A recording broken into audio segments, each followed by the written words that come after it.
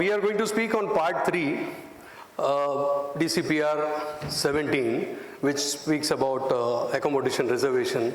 In accommodation reservation, as you must have seen the draft, there was a lot of flip-flop.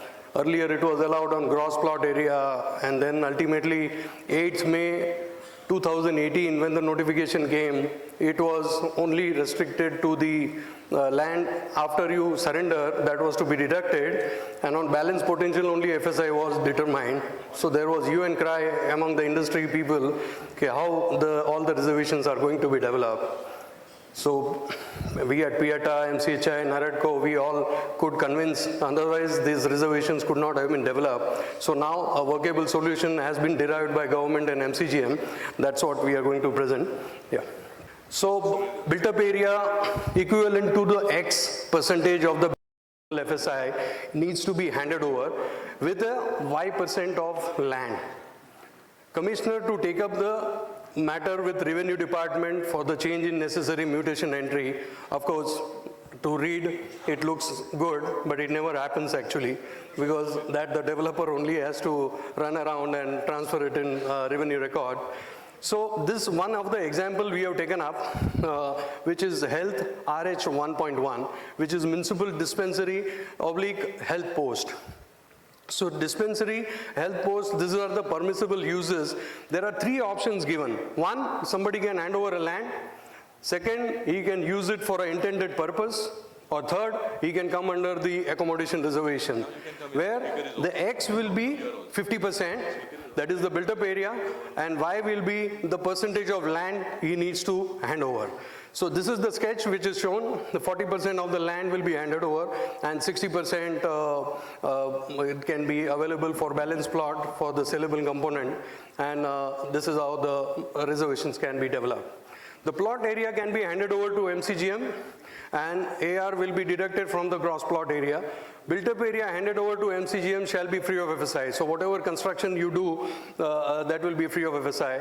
Additional built up area equivalent to the area surrendered to MCGM free of cost, free of encumbrance, shall be over and above permissible built up area or TDR as specified in these regulations.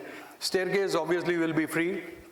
Built up area in lieu of construction, whatever you do, that will be given at this formula, and this you can add it up in the TDR portion.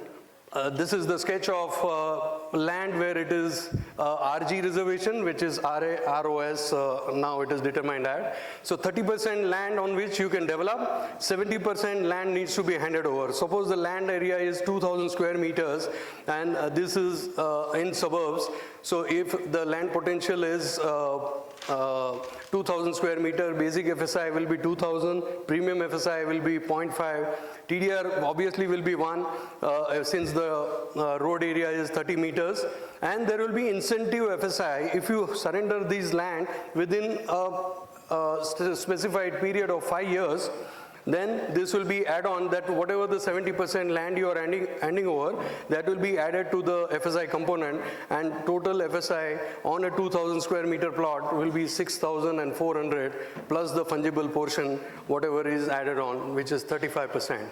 This is an example for a school where you are surrendering 50% of the land. So how it goes?